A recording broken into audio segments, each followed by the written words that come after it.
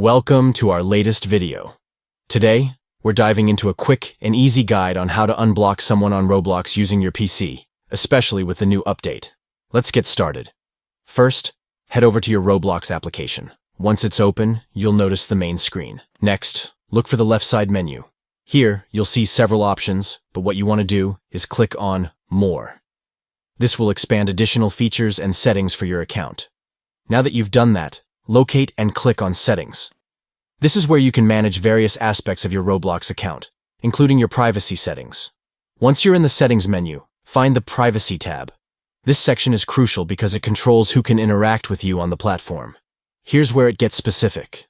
Scroll down until you see Blocked Users. This is a list of all the players you've previously blocked. Now, find the username of the person you wish to unblock. Next to their name, you'll see the option to unblock.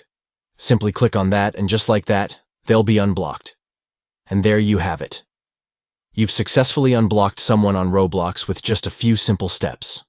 If this video helped you, don't forget to like and subscribe for more tips and tutorials on navigating Roblox and other gaming platforms. Thanks for watching, and happy gaming.